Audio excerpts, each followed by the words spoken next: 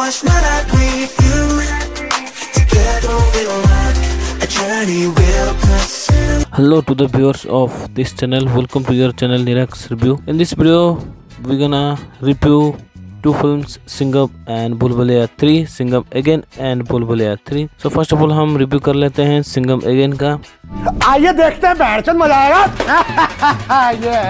So it is an Indian action drama film directed by Rohit Shetty and it is the 5th installment in the Cop universe. Coming to the plot, DCP Bajirao Singham is now married to Avni Kamath और उनका एक बेटा भी है शौर्य. सिंघम का transfer Mumbai से श्रीनगर कर दिया जाता है फॉर 3 years और वहाँ पर उमर जफर अटैक कर देता है सिंघम पर, बट सिंघम किसी तरह मैनेज करता है उसको अरेस्ट करने के लिए. और इंटरोगेशन के दौरान उमर हबीज सिंघम से कहता है कि कोई है जो तुम सब पर नजर रखे हुए है और मौके की तलाश में है. इनडायरेक्टली वो अपने पोते के बारे में बात कर रहा था जिसका नाम होता है डेंजर लंका.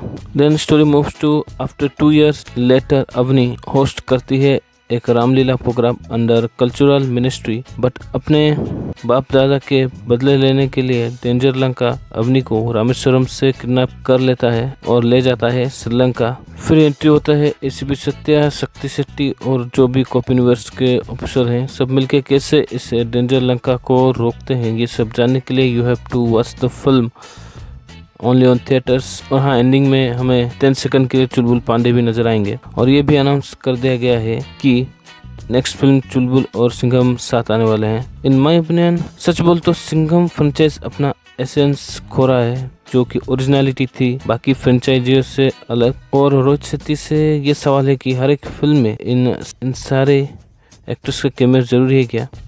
क्यों नहीं?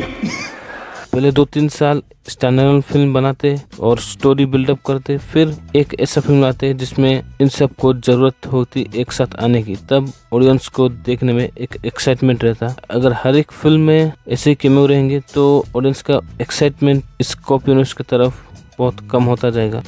बात तो सही है. फिल्म के वीक पॉइंट से इसकी स्टोरी लाइन और इसका स्क्रीन प्ले.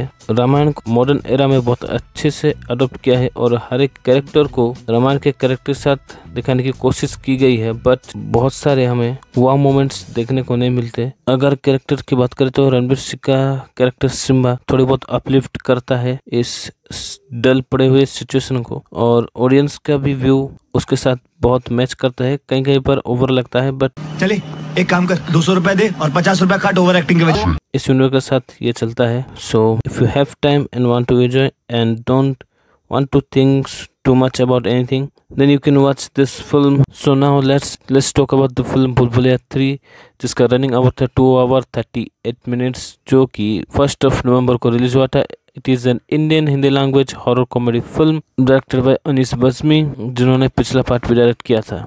हम मालूम है तेरे बाप को मत सिखा. चल coming to the plot, Roohan AKA Rooh बाबा लोगों को इस बार कोलकाता जाते हैं लोगों को ठगने के लिए और भूत भगाने का एक्टिंग करके बहुत अच्छी तरीके से कमाई करते हैं. और ज्यादा पैसे के चक्कर में मीरा के अंकल रू बाबा को बुलाते हैं, मदद के लिए बुलाते हैं. मीरा यानी कि तृप्ति धिमरी का कैरेक्टर.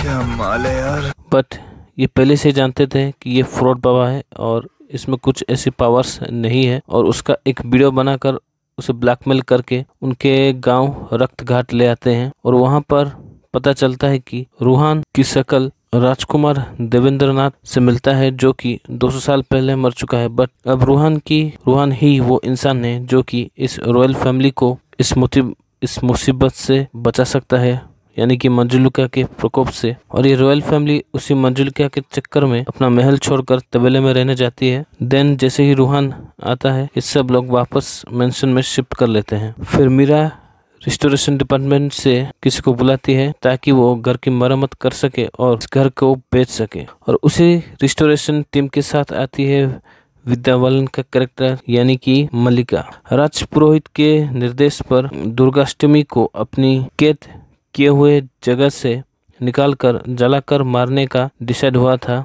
मंजुलिका को, बट उससे पहले ही रूहान ये दरवाजा खोल देता है और मंजुलिका को आजाद कर देता है. देन स्टोरी में एंट्री होता है मंदिरा की कैरेक्टर जिसका रोल प्ले कर रही हैं माधुरी दीक्षित, और इस महल को वो खरीदने के लिए आती है। देन हमें नैरेट किया जाता है कि पिछले 200 साल में क्या हुआ था जिसके वजह से वो मंजुलिका उसमें कैद हो गई थी। सो कुछ इस तरीके से 200 साल पहले राजा की 2 बेटियां थी और एक भाई था, लेकिन राजा उत्तराधिकारी के तौर पर अपनी दोनों बेटी को छोड़ के अपने बेटे देवेंद्रनाथ को चुनता है अपने वारिस के तौर पर। और ये बात दोनों बहनों को बहुत ज्यादा पसंद नहीं आती। फिर ये दोनों बहनें क्या करती हैं सिंहासन को पाने के लिए और क्यों वो अपने ही भाई से नफरत करती है और इन सब से प्रेजेंट डे का क्या कनेक्शन है। To know all about this you have to watch the film Bhool Bhulaiyaa 3 जो कि आपके नज़दीकी सिनेमाघरों में अवेलेबल है। सो in my opinion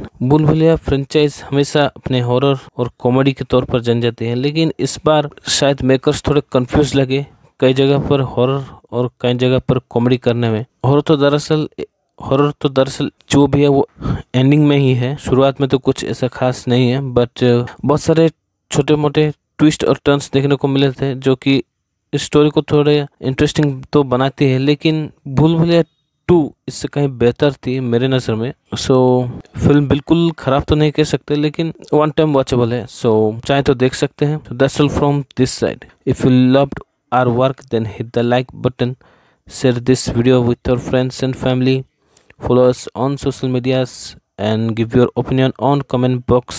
Hit the subscribe button, press the bell icon, tap on all so that you never miss upcoming videos from this channel. Stay tuned and stay healthy. Thank you for watching.